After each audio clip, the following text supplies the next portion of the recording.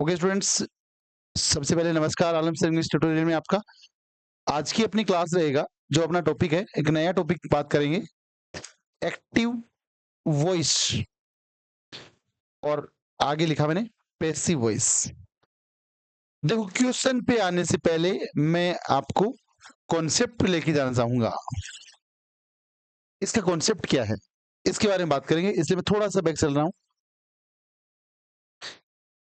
देखो स्टूडेंट्स, अगर हम एक्टिव पैसिव की बात करते हैं, एक्टिव पैसिव वॉइस की,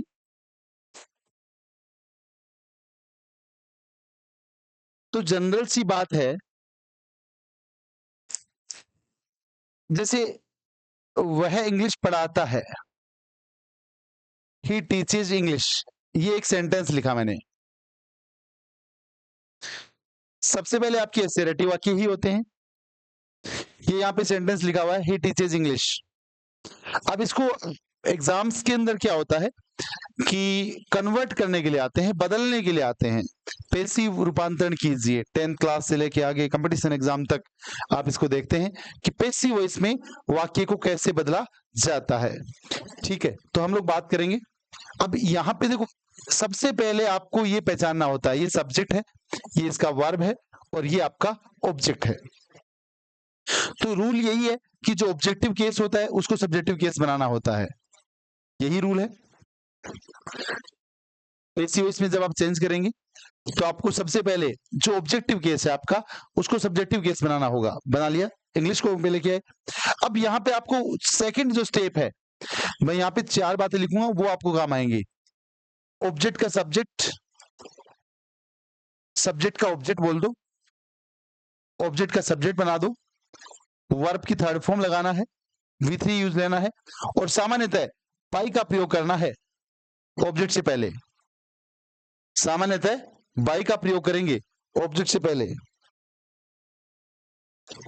सर 1 मिनट बंद करो, स्टे भैया।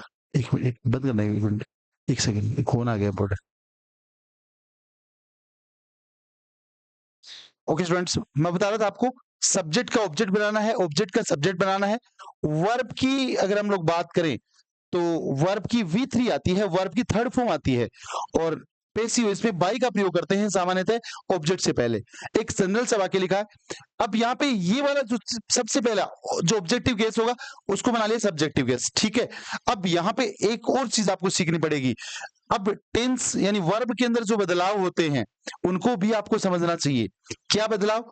जैसे यहाँ पे मैं लिख रहा हूं एक्टिव वॉइस, एक्टिव वॉइस, और इस तरफ मैं लिख रहा हूं पैसिव वॉइस। देखो, जैसे जैसे वाक्य आएंगे वैसे वैसे कराता जाऊंगा। यानी कि आपका सब्जेक्ट के बाद में वी फर्स्ट एस और ई एस अगर आता है तो ये बनाएंगे जब, और ये श्रृंखला का वाक्य आएगा तो हम लोग ये देख लो, इसको हम लोग कैसे बनाएंगे। जो आपका ये ऑब्जेक्टिव केस होगा, जी यहाँ पे जो ऑब्जेक्टिव केस है उसको हम सब्जेक्ट लेके आएंगे, तो इसे इंग्लिश में लेके आया हूं। ठीक है, ये मैं इसको लिखने को सब्जेक्ट ही लिख रहा हूं समझने के लिए, क्योंकि पैसिव इसका ये सब्जेक्टिव केस है। और ये वी फर्स्ट एस और एस है, ये बदल जाएगा इज, एम, आर, और मेन वर्ब का लग जाएगा V3, और ऑब्जेक्ट से पहले बाई का यूज आएगा ही आएगा। ये आप ध्यान रखें, नया कॉन्सेप्ट है, थोड़ा सा पढ़ना पड़ेगा, एक बार पहले कॉन्सेप्ट को समझना पड़ेगा।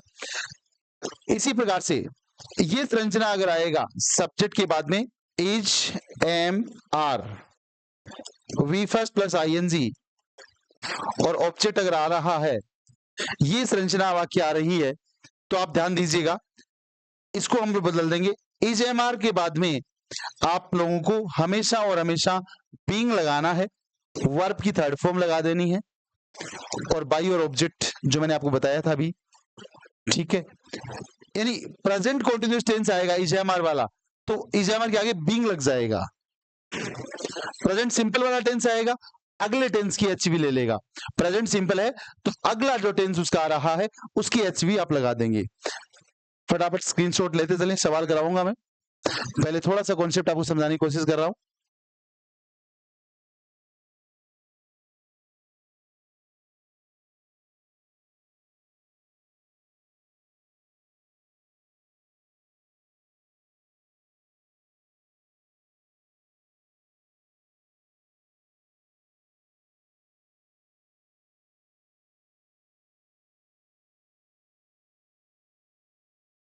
ओके, आई थिंक हो गया। आगे देखो, ऐसा ही एक और वाक्य। अब यहाँ पे हम लोग जिस क्लास को कंटिन्यू कर रहे थे, एक्टिव वॉइस, थोड़ा सा मैं कॉन्सेप्ट लिख देता हूं ताकि आप लोगों को दिक्कत नहीं आगे, आप ये नहीं पूछेंगे बार बार कि ये कैसे हो रहा है। अब देखो, ये संरचना अगर आ गई, सब्जेक्ट के बाद में क्या, हैज या हैव, और हैज हैव के बाद में V3 और ऑब्जेक्ट आपका है, ये वाला है अगर आएगा तो इसको हम लोग बदल देंगे, ऑब्जेक्ट का सब्जेक्ट बनाना है। हैज या हैव के बाद में बीन आपको लगा देना है, वर्ब की आपको थर्ड फॉर्म, और बाई और ऑब्जेक्ट, ये पहले की तरह ही आप लोग करते आए हैं, ठीक है। ऐसे ही सब्जेक्ट के बाद में ये 3 नंबर है, ये आपका 4 नंबर है, सब्जेक्ट के बाद में V2, उसके बाद में ऑब्जेक्ट, इसको हम लोग चेंज करेंगे तो सब्जेक्ट वॉज वर्ब में बदल जाएगा सेकंड फॉर्म, वर्ब की आ जाएगी थर्ड फॉर्म, और बाई और ऑब्जेक्ट वापस लगा देंगे, समझ गए। इसी प्रकार से पांचवा जो कॉन्सेप्ट है, सब्जेक्ट वॉज वर्ब के बाद में आप लोग जानते हो आईएनजी लगता है, ये पास्ट कॉन्टिन्यूअस टेंस होता है और ऑब्जेक्टिव केस रहता है, ये अगर आता है तो इसको हम लोग क्या करेंगे, सब्जेक्ट वॉज वर्ब के बाद में भी आपको बीइंग लगाना है, वर्ब की थर्ड फॉर्म, बाई और ऑब्जेक्ट। आगे देखिए, सब्जेक्ट के बाद में हेड अगर आया है, हेड के बाद में V3, ऑब्जेक्ट, इस संरचना का वाक्य अगर आएगा तो इसको हम लोग बदल देंगे किसके अंदर, सब्जेक्ट, आगे लिख देंगे हैड बीन, वर्ब की लगा देंगे थर्ड फॉर्म, और बाई ऑब्जेक्ट से पहले आ ही जाएगा, समझ गए। लिखते चलना, लिख लेना इनको, क्योंकि ये समझ में आएगा, ये वाली चीज अगर आपके पल्ले बढ़ेगी तो ही आगे समझ में आने वाली है भाई, क्योंकि इस क्वेश्चन में बाद में कराऊंगा। सब्जेक्ट यहाँ पे HV आ रहा है, क्या, शैल या विल, और वर्ब की फर्स्ट फॉर्म आ रही है ऑब्जेक्ट, ये स्ट्रक्चर आपका आ रहा है। तो आपको देखो क्या करना पड़ेगा, मॉडल वर्ब जो भी आए, शैल, विल, कैन, कुड, कोई भी आए, उनके आगे आपको बी जोड़ देना है, वर्ब की थर्ड फॉर्म लगा देनी है। बहुत इजी है कॉन्सेप्ट, बहुत इजी है, मैं बार बार बोल रहा हूं, बस एक बार समझना है। एक आपको इसका शॉर्ट ट्रिक बताऊंगा, अभी पहले एक बार फॉर्मूला देख ले। ये प्रेजेंट परफेक्ट टेंस जो आपने पढ़ा था, ये सब्जेक्ट का हैज है, जब आएगा हैज बीन और हैव बीन में बदल जाएगा, अगला टेंस की ले लिया। सेकंड फॉर्म ये पास्ट सिंपल टेंस आपका होता है, पास्ट सिंपल पास्ट कॉन्टिन्यूस की हेल्पिंग आप ले लेता है, तो सब्जेक्ट क्या वॉज वर आ जाएगा, वर्ब की थर्ड फॉर्म आ जाएगा। इसी प्रकार से वॉज या वर यहाँ पे लिखा हुआ है, वर्ब की फर्स्ट फॉर्म प्लस आईएनजी है, तो वॉज वर आईएनजी आ गया तो इसको बीइंग लगाना है, ठीक है। हेड वाला टेंस आ गया, पास्ट परफेक्ट टेंस होता है, हेड वाला बदल जाएगा हैड बीन के अंदर। इसी प्रकार से मॉडल वर्ब आ गया, shall, will, can, could, may, might, कोई सा भी आए, shall, will, can, could, may, might, कोई सा भी आए, उसके आगे बी लग जाएगा, shall be, should be, could be, may be, ऐसे आएगा, ठीक है। इसी प्रकार से एक बात और बता देता हूं आप लोगों को, स्टूडेंट ध्यान देखे ना, सब्जेक्ट के बाद में शैल हैव या विल हैव, ये स्ट्रक्चर का वाक्य अगर आएगा, और आप लोग जानते हो इनके बाद में वर्ब की थर्ड फॉर्म आता है और लास्ट में ऑब्जेक्ट आपका रहता है, ठीक है। ऐसी संरचना एक्टिव इसमें आती है, तो इसको हम लोग बदल देंगे किसके अंदर, ऑब्जेक्ट का बनाया सब्जेक्ट, और शैल हैव बीन, और यहां पे लिख देंगे क्या, विल हैव बीन, वर्ब की लगा देंगे थर्ड फॉर्म, बाई और ऑब्जेक्ट आप लगा देंगे, इस प्रकार से। चलो ठीक है, इसका तीनों का स्क्रीनशॉट लेके रखो अपने पास में। ये एक नंबर से चालू रहा हूं, देख लो आप लोग, ये तो मैंने टाइम दिया था आपको लिखने के लिए। ये दूसरा कॉन्सेप्ट जो अभी आपने पढ़ा है, इसका भी स्क्रीनशॉट आप लेके रख लो, ये नियम है, इनसे ही सवाल होने हैं। एक एक सवाल, कितना भी डिफिकल्ट सवाल क्यों ना हो, सारे सवाल इनसे निकलेंगे। स्क्रीनशॉट लेके अपने पास में रख लो, आगे जब आप क्वेश्चन करेंगे आपको बिल्कुल समस्या नहीं आने वाली है। और ये वाला तीसरा देखो, ठीक है। अब यहाँ पे एक सवाल हम लोग करेंगे, अब ये वाला मैंने लिखवाया था, ही टीचेज इंग्लिश, ये सवाल हम लोग कर रहे थे, तो यहाँ पे सब्जेक्ट का वी फर्स्ट एस और एस है, तो इस में जाएगा इंग्लिश इज, टीच का थर्ड फॉर्म क्या हो जाएगा, टॉट, इट इज टॉट, ये सब्जेक्ट HV लगा दिया, मैन वर्ब लगा दिया टॉट, और ही का ऑब्जेक्टिव केस होता है हिम, और हिम से पहले हमने क्या लगा दिया, बाई, बाई हिम आपको कर देंगे। एक आज का सवाल हम लोग करते हैं जो हमने स्क्रीन पे लिया था। देखो, India is evolving a new plan to control her population, भारत एक नई योजना बना रहा है अपनी जनसंख्या को कंट्रोल करने के लिए। स्टूडेंट्स, देखो छोटे छोटे वाक्य जरूरी नहीं है कि एग्जाम में आए, बड़ा भी आ सकता है। आपको सब कुछ समझना पड़ेगा। पेशी वॉइस पढ़ने से पहले आपको ये समझ में आना चाहिए SVOCA क्या है। अब मैं बताता हूं आपको क्या है। ठीक है, जिसको आ रहा है बहुत बढ़िया बात है।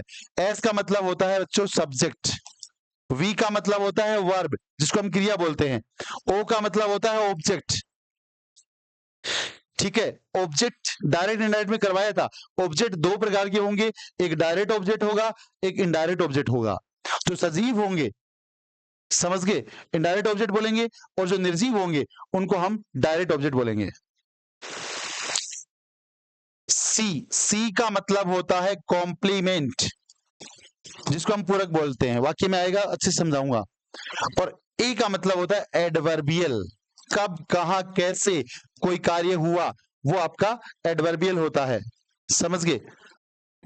अब देखो, India is evolving a new plan, Bharat बना रहा है, इंडिया सब्जेक्ट यहाँ पे, इज यहाँ पे हेल्पिंग वर्ब है, इवॉल्विंग यहाँ पे मेन वर्ब है। क्या बना रहा है? नया प्लान। अरे भाई, ऑब्जेक्ट को पता करने के लिए वर्ब में लगाओ क्या, और जो उत्तर आएगा वह उसका ऑब्जेक्ट कहलाएगा। भारत क्या बना रहा है? नया प्लान बना रहा है। क्या करने के लिए? कंट्रोल करने के लिए। तो ये कोई ऑब्जेक्ट नहीं है, ठीक है ना, टू कंट्रोल हर पॉपुलेशन। तो यहां पे इसका ऑब्जेक्टिव केस लेके आएंगे, ए न्यू प्लान होना चाहिए। अब आपको मैं समझा के आया हूं, इज एमआर और आईएनजी आए। अरे भाई, इज एमआर और आईएनजी आए, ठीक है, तो क्या करना पड़ेगा? इजेमआर और आईएनजी आए तो हम लोगों को इजेमआर के बाद में बीइंग ऐड करना पड़ेगा, बीइंग जोड़ना पड़ेगा। तो देखो, जिसमें बीइंग लिख रखा है वो ऑप्शन से गया, ये गया, ये भी गया। अच्छा, ये तो सर बीइंग लिखा होता, कैसे गया? वोजबल में तो कभी नहीं आता, वोजबल में तो कभी नहीं आएगा। इज इवोल्ड, आईएन बीइंग लगाया हुआ नहीं है, ये भी गया।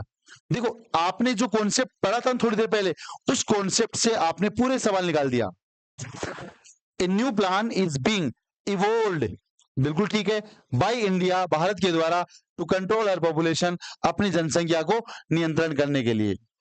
ऐसे और भी बहुत सवाल हो सकते हैं, कोई दिक्कत नहीं आएगी। ये आपका पहले सवाल का आंसर है, a new plan is being evolved by India to control her population. देखो सभी डियर स्टूडेंट्स, पिछले दिनों का जो सपोर्ट रहा है आप लोगों का, बहुत काबिल तारीफ है।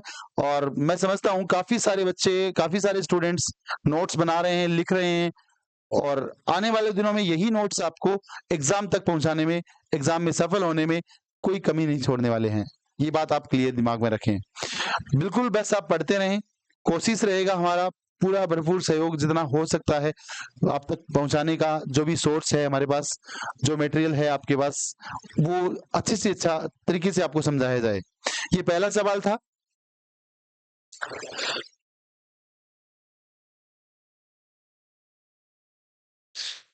अब देखो, यहां पे सेकंड एक सवाल आया है,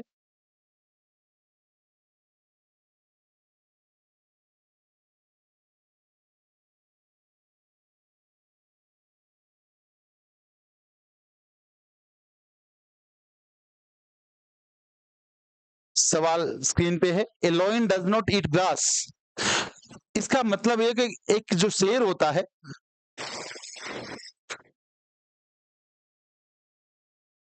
वह घास नहीं खाता। हाउ एवर हैंग्री ही में बी, चाहे वह कितना भी भूखा क्यों ना हो। क्वेश्चन तो अपना ये है।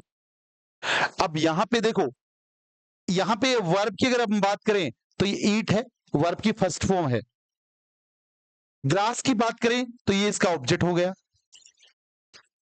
एलोइन की बात करें तो ये इसका सब्जेक्ट हो गया। डज नॉट की बात करें तो ये इसका हेल्पिंग वर्ब हो गया। ध्यान रखना, टू या डज प्लस नोट और ये वर्ब की फर्स्ट फॉर्म, ये वाला टेंस आपका होता है प्रेजेंट सिंपल।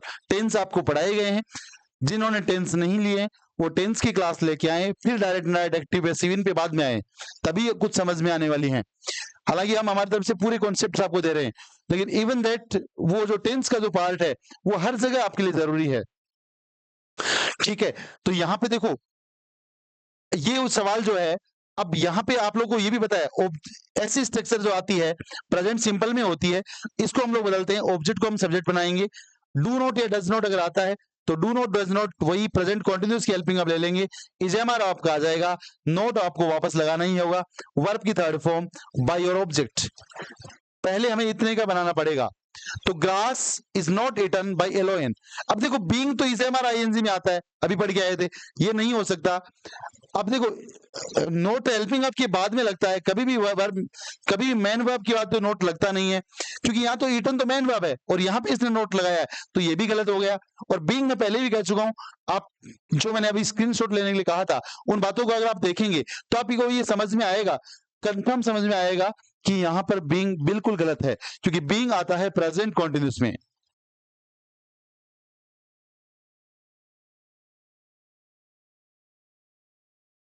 और एक छोटा सा कोटेशन मैं बीच में करना चाहूंगा सभी मेरे डियर स्टूडेंट्स को। देखो कभी भी विद्यार्थियों अपने आप की किसी से तुलना मत करना, किसके कितने सही हो रहे हैं, किसके कितने गलत हो रहे हैं, क्योंकि देखो चांद और जो सूरज होते हैं ना, वो अपने आप अपनी तुलना किसी से नहीं करते हैं, जब जिसका समय आता है वो चमकता है। आप भी चमकेंगे, मेहनत करते रहिए, जुड़े रहिए और पढ़ते रहिए, वक्त आएगा आपका, जरूर आएगा। और ये पेन और ये नोटबुक यही आपका सबसे बढ़िया वक्त लेके आने वाले हैं। और बाकी अच्छे रास्ते हो सकते हैं, लेकिन जितने रास्ते नोटबुक्स बुक से होते हैं उनसे ज्यादा बेहतर रास्ते आज तक बने ना है। ठीक है, आगे देखो, grass is not eaten by एलोइन, बिल्कुल ठीक आंसर कह रहा है। आगे वाला वैसा का वैसा जोड़ देंगे हम लोग और ये आपका आंसर हो जाएगा, बिल्कुल सीधा सवाल था।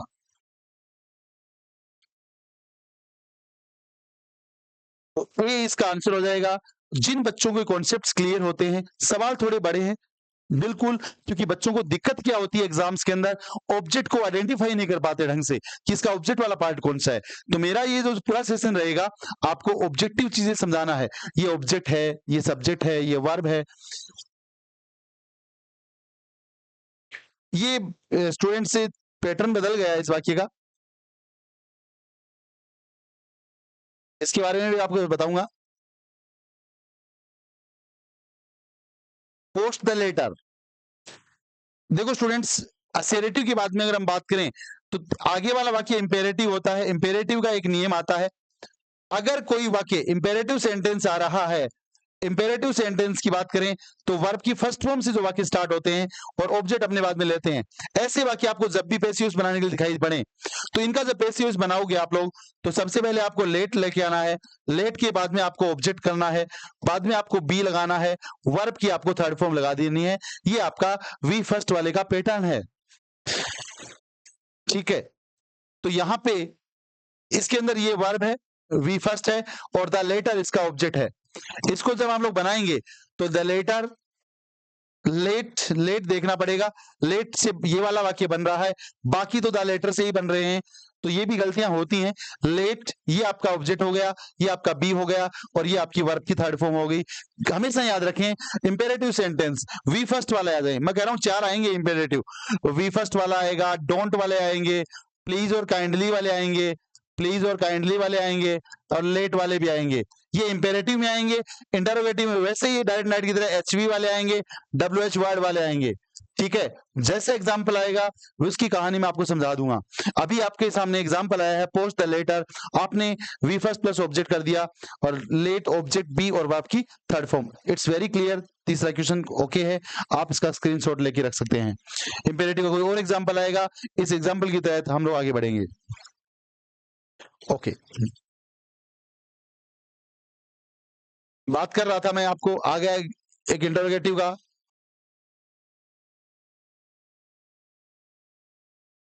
सवाल लिखा हुआ है हु पेंटेड इट, इसको किसने पेंट किया, ये वाला सवाल है। जब भी ध्यान रखना हु वाले वाक्य आते हैं, अरे हु वाले वाक्य आते हैं, पैटर्न आपके सामने है, कॉन्सेप्ट आपके सामने है, सारा कॉन्सेप्ट आपको मिल रहा है। हु एक्टिव वॉइस में हु वाला वाक्य आ जाए, पैसिव वॉइस में जाओगे तो हु को बदलना है बाय हुम के अंदर। अरे हु को बदलना है किसके अंदर, बाय हुम के अंदर, समझ गए? बाय हुम आपको करना पड़ेगा। उसके बाद में आप यहाँ पे एच वी लेके आएंगे, एच वी जो भी है वो आप लगा देंगे। ठीक है, उसके बाद में क्या करना पड़ेगा, हु वाले वाक्य में सब्जेक्ट तो नहीं होता है। क्यों नहीं होता है? क्योंकि सब्जेक्ट की खुद वो तलाश करता है, उसके बाद सब्जेक्ट होता नहीं है। ठीक है, ये बात आप ध्यान में रखें। और हु के अंदर ऑब्जेक्ट तो हो गई, जैसे हु पेंटेड इट, इसको किसने पेंट किया। अरे हु पेंटेड इट ये वाला लिखा हुआ है, तो इसको किसने पेंट किया, तो हु वाले वाक्य में सबसे पहले भाई हुम आएगा। देखो यहां पर पेंटेड की अगर मैं बात करूं तो ये वर्ब की सेकंड फॉर्म है, और आप सभी विद्यार्थी जानते हो V2 जो होता है वर्ब की सेकंड फॉर्म जिन वाक्यों में आता है वो वाले वाक्य पास्ट सिंपल के वाक्य होते हैं, और पास्ट सिंपल वाले वाक्य आपको लिखवा के आया हूं वो या वर्ब में जाएंगे। समझ गए? तो यहां पर भाई होम लिख दिया, एचबी यहां पे लिख दिया, सब्जेक्ट आपको सब्जेक्ट कौन बनेगा सर, ऑब्जेक्ट जो होगा इसका वो सब्जेक्ट बनने वाला है, और वर्ब की आपको थर्ड फॉर्म लगा देनी है, और एंड में क्वेश्चन मार्क आपका आ जाएगा। हु पेंटेड इट, देखो बाकी में तो बनेगा ही नहीं यार, बाई होम कहीं है ही नहीं, ठीक है ना, आंसर तो डी होने वाला है।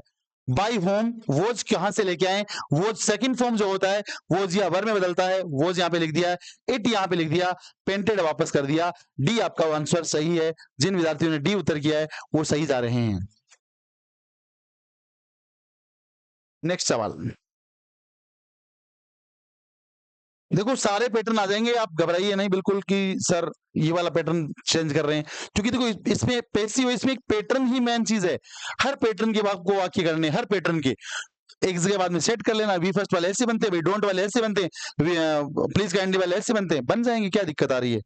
अब देखो call the police at once, police को तुरंत बुलाइए, ठीक है। अब यहाँ पे देखो कॉल की बात करें तो ये वी फर्स्ट वाला है, अभी मैंने आपको शायद वी फर्स्ट वाला एग्जांपल एक करवाया है आज की क्लास में, और बिल्कुल करवाया है पोस्ट द लेटर, ये वाला सवाल देखो, ये जो पैटर्न था आपका, मैं दोबारा नहीं लिखूंगा, आप यहां जाके ये वाला स्क्रीनशॉट लेके आए, इसको आप देख लें, इसके तरीके से उस सवाल को हमें बनाना है, फटाफट आंसर टाइप करके लिख देना। जैसे ही सवाल देखो, ये वाला पहले से देखना, इसको देखने के बाद में उस सवाल को देखना, उस सवाल को देखने के बाद में आपको आंसर टाइप कर देना है, इसमें ये आना है, ठीक है।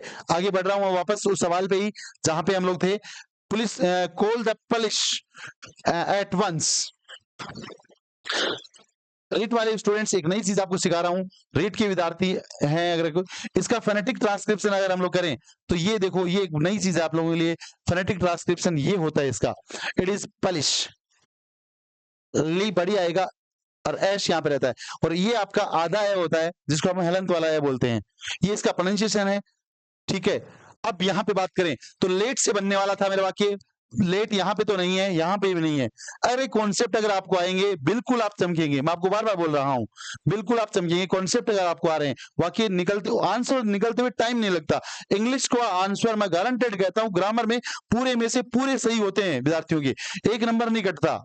आप ये बिल्कुल कॉन्सेप्ट बिल्कुल दिमाग में रख लें अच्छी तरीके से, ये सोच लें कि हमें बिल्कुल हमारा आंसर सही होना चाहिए, क्योंकि आपकी जो पॉजिटिविटी है वही आपको एग्जाम क्लियर करवाएगी, क्रैक करवाएगी। सबसे पहले दिमाग में ये सेट करें अपने आप से कि मेरा ग्रामर का प्रश्न गलत है, नहीं होगा। अगर भाई ये सोच लिया ना, कंफर्म नहीं होगा, आप बिल्कुल आगे जाएंगे।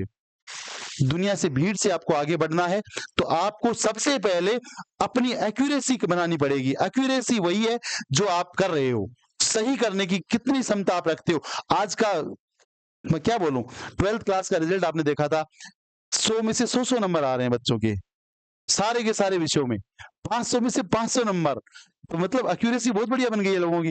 तो उस एक्यूरेसी में हमें स्टैंड करना है, और हम तभी स्टैंड कर पाएंगे जब हम अच्छी मेहनत करेंगे, और आप बिल्कुल कर रहे हो, ठीक है। तो लेट वाले से बनेगा, लेट यहां भी है भाई, लेट यहां भी है, तो क्या करना चाहिए, लेट द पुलिस, अब यहां पर बी लगना चाहिए था, बी तो नहीं है इसके अंदर, ये काट दो, ये बच गया answer, let the police be called at once. Okay, ज्यादा समय नहीं लूंगा इस सवाल पे। अरे sir sir sir sir sir next सवाल इजी सा सवाल है, ज्यादा समय लेने की जरूरत ही नहीं है, बिल्कुल 2 ही मिनट में क्लियर करेंगे इस सवाल को। असर्टिव का वाक्य है, सब्जेक्ट से वाक्य शुरू हो गया है, देखो फटाफट आप आंसर निकालने सीखिए, फटाफट सवाल को पढ़ते ही आपका आंसर आना चाहिए। कैसे भाई, देखो आई क्या है, सब्जेक्ट है, शुड हैव जनरल सी मॉडल वर्ब है, परफेक्ट रूप है, मेट हिम यस्टरडे, मुझे उससे कल मिल लेना, चाहिए था। यानी सब्जेक्ट से शुरू होते हैं और अंत में फुल स्टॉप जब आता है वो वाक्य असर्टिव होते हैं। आप हमेशा ध्यान में रखें, असर्टिव वाक्यों का जनरल सी बात है ये संरचना होता है, subject, helping verb, main verb और ऑब्जेक्ट। हाँ, बाकी रेस्ट पार्ट हो सकता है, ऐसी कोई बात नहीं है। ऐसे वाक्यों को हम लोग क्या करते हैं, ऑब्जेक्ट को सब्जेक्ट बनाते हैं, बिल्कुल बनाएंगे। हेल्पिंग वर्ब जो है बदल कर हेल्पिंग वर्ब लिखनी है, बार बार लिख रहा हूं, बदल कर हेल्पिंग वर्ब लिखनी है, ठीक है। ठीक है, बाद में मैन वर्ब लिखना है, वर्ब की थर्ड फॉर्म, और सब्जेक्ट का ऑब्जेक्ट बनाएंगे, जनरल सी बात है, 22 से पहले लगा देते हैं। अब देखो, हिम इसका ऑब्जेक्ट है, सब्जेक्ट आप बनाएंगे ही बन जाएगा। शुड हैव है तो शुड हैव बीन होना चाहिए, क्योंकि हैज हैव जब आएंगे तो यहां पे आप ध्यान में रखें, हैज हैव बदल जाएगा हैज या हैव प्लस बीन के अंदर, समझे। तो ऐसे ही ये ऐसा जब नियम था वैसे ही ये बनेगा। शुड हैव अगर आएगा, अरे भाई शुड हैव आएगा, शुड हैव अपने साथ वर्ब की थर्ड फॉर्म लेके आएगा। शुड हैव को हम बना देंगे should have been, should have को बना देंगे हम लोग क्या, शुड हैव बीन, और वर्ब की लगा देंगे थर्ड फॉर्म, समझ गए। तो यहां पर देखो, शुड हैव बीन जहां जहां लिखा हुआ है वहां पे जाइए, बाकी सब जगह से पीछे छुड़ा के आ जाइए, ठीक है। शुड हैव बीन है ही नहीं, कट गया। इसमें बीन है क्या, नहीं है, कट गया। इसमें देखो बीन है, इसमें भी बीन है, लेकिन भाई पेसिव इसमें थर्ड फॉर्म लगती है, आईएनजी क्यों लेके आ रहा है तू, आईएनजी क्यों लेके आ रहा है, गलत हो गया ना, बच गया क्या ये आंसर। अरे भाई जो REET, second grade, first grade, air force, navy, इन बच्चों के लिए तो बहुत सरल होता है इंग्लिश का पेपर सरल करना, क्योंकि इनके सामने ऑप्शन होते हैं। ऑप्शन देखिए ऐसे मिनटों के अंदर कहते हैं क्वेश्चन बना के निकाल के उड़ाने सीखने आपको, बिल्कुल। और आपको बड़ी उड़ाने तभी भर पाएंगे जब आप बिल्कुल फास्ट तरीके से क्वेश्चन के सोचेंगे और फटाक से उसका आंसर लेके आएंगे। तो I he should have been made by me yesterday. Okay, next सवाल। बच्चों इस सवाल को मैं एक बार तो आपको करने के लिए भी नहीं दे सकता, क्योंकि पैसिव से एक्टिव इसका मैंने अभी नियम्स वगैरह आपको नहीं बताए, तो अगले सवाल पे चल रहा हूं।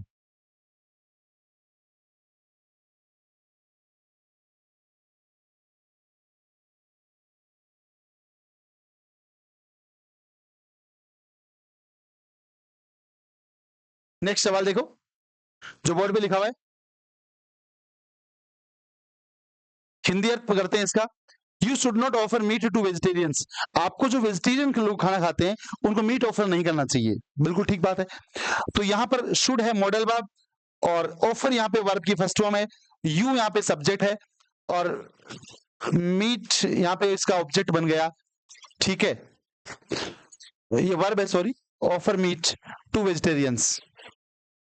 You should not offer meat to vegetarians, तुम्हें ऑफर नहीं करना चाहिए, क्या नहीं करना चाहिए, मीट किसको, वेजिटेरियंस को। तो दो ऑब्जेक्ट हैं इसके अंदर, तो वेजिटेरियंस मीट शुड भी कैसे हो सकता है भाई, vegetarian should not be offered meat. अब यहां पर देखो इसका ऑब्जेक्ट आपका वेजिटेरियंस को माना है हमने, ये इसका ऑब्जेक्ट है, तो सबसे पहले वेजिटेरियंस लिखना पड़ेगा। हाँ, मीट से भी बना सकते हो, ये बात सही है, लेकिन उसके अंदर नोट तो आएगा ना, नोट तो है ही नहीं इसके अंदर, इसमें नोट नहीं है तो गलत हो गया। अब देखो should not offer third form आनी चाहिए, तो ये भी नहीं, गलत हो गया। You should offer no meat to, ये भी गलत हो गया, क्योंकि यू से बनेगा ही नहीं। Vegetarian should not be offered, क्योंकि शुड आया है तो शुड बी वाला सही होना चाहिए, एक आंसर निकालने का ये भी तरीका होता है। शुड आया तो शुड बी वाला सही होना चाहिए, तो आपका डी आंसर करेक्ट हो जाएगा, डी आपका उत्तर हो जाएगा।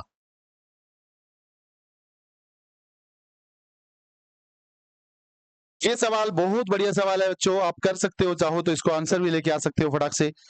प्रेजेंट परफेक्ट टेंस का सवाल है, देखो they have made a film based on this novel, देखो उन्होंने बनाई है, क्या बनाई है, एक फिल्म बनाई है, ये इसका ऑब्जेक्ट हो जाएगा। बेस्ड का मतलब आधारित, ऑन दिस नॉवेल, इस उपन्यास के ऊपर उन्होंने एक क्या, एक फिल्म बनाई है, तो ये आपका सवाल हो जाएगा। यहां पर देखो जब भी आपको स्टार्टिंग की क्लास में समझा के गए आज की, सब्जेक्ट क्या है जब, और वर्ब की थर्ड फॉर्म और ऑब्जेक्ट आए। एक्टिव वॉइस में ये संरचना जब आएगी, पैसिव वॉइस जब करने जाएंगे वो ऑब्जेक्ट को यहां पे सब्जेक्ट बनाना, हैजव के बाद में बीन लगा देना, हैजव के बाद में बीन लगा देना, वर्ब की थर्ड फॉर्म लगा देना, और ऑब्जेक्ट से पहले बाई कर देना, आंसर आपका निकल के आ जाएगा।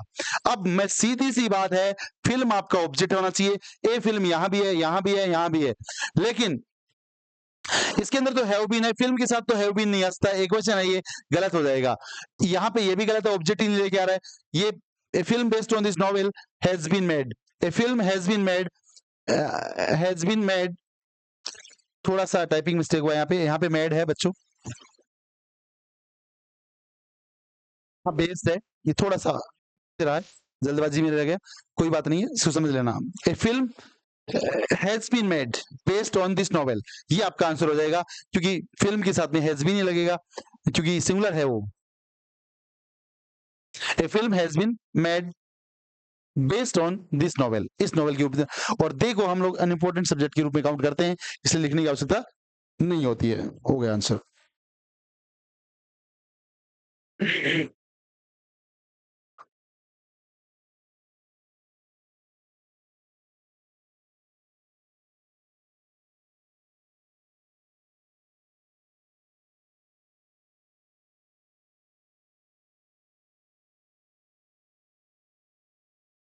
देखो वी सर्व, सर्व का मतलब परोसना होता है कोई चीज को।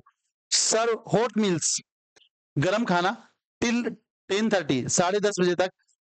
गेस्ट में ऑर्डर, गेस्ट ऑर्डर कर सकते हैं क्या, कॉफी एंड सैंडविचेस, कॉफी और सैंडविच वगैरह, अप टू 11:30, 11:30 बजे तक। अब देखो सबसे पहले इसकी बात करें तो इसका ऑब्जेक्ट कौन है, पहले ये वाला वाक्य कोमा का आगे एक और दिया है, पहले एक को सोल्व करते हैं, एक का जब सोल्व करेंगे दूसरे का भी आंसर निकल के आएगा। अब ये देखो सब्जेक्ट है आपका भी, और ये वर्ब की फर्स्ट फॉर्म है, प्रेजेंट सिंपल हो गया। प्रेजेंट सिंपल आपका जानते हो, एस और एस वाला जो होता है वो बदलता है इज एम आर में। तो देखो हॉट मील्स आर सर्विंग नहीं होना चाहिए, सर्व्ड होना चाहिए। हॉट मील्स आर बीइंग तो आने का मतलब ही नहीं है।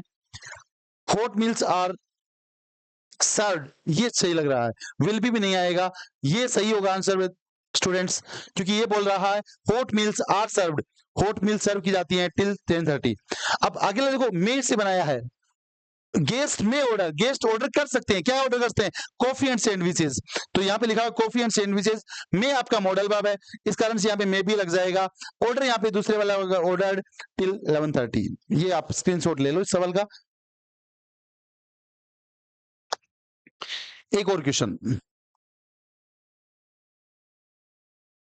एक पैटर्न भी समझ में आ जाएगा। वी फर्स्ट वाले बता दिए, हु वाले बता दिए, ठीक है, और अब आपका डोंट वाला पैटर्न भी आ रहा है, ठीक है। डोंट टच दिस स्विच, इस स्विच को टच मत करना। डोंट वाले वाक्य जो होते हैं, डोंट वाले वाक्य वर्ब की फर्स्ट फॉर्म लेते हैं और ऑब्जेक्ट लेते हैं, सीधा सा पैटर्न है उनका, ठीक है। अब यहाँ पे इस एक तो पैटर्न ये होता है, लेट प्लस ऑब्जेक्ट, नॉट और बी और वर्ब की थर्ड फॉर्म। एक तरीका तो इसका ये होता है, ये तरीका तो कहीं ऑप्शन में नहीं है, ठीक है।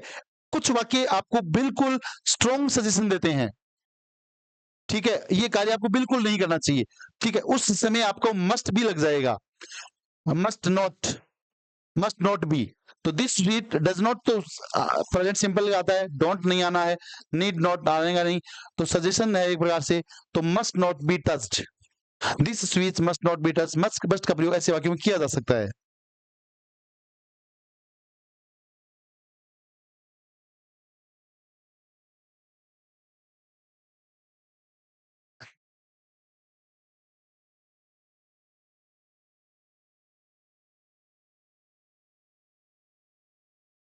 An electric fault could have caused the fire, जो इलेक्ट्रिक फॉल्ट हुआ है उससे आग लगी होगी। तो डियर स्टूडेंट्स, कुड हैव यहाँ पे है, कुड हैव बदलेगा कुड हैव बीन में, जैसे शुड हैव आया था वो पैटर्न समझ लो। Electric fault could have caused the fire, fire उसका ऑब्जेक्ट है, खैर फायर तो सब में लिखा हुआ है। अब कुड हैव है तो कुड हैव बीन आना चाहिए ना, यहाँ पे कुड हैव बीन देख लो, बाकी में यहाँ हेड क्यों आ गया, कुड बी क्यों आ गया, वॉज कहां से आ गया। तो ये देखो बहुत इजी है ना, ये जो कॉन्सेप्ट में स्क्रीनशॉट आपको डलवाए हैं वो आपने लिए हैं, तो आप आंसर आराम से निकाल सकते हो।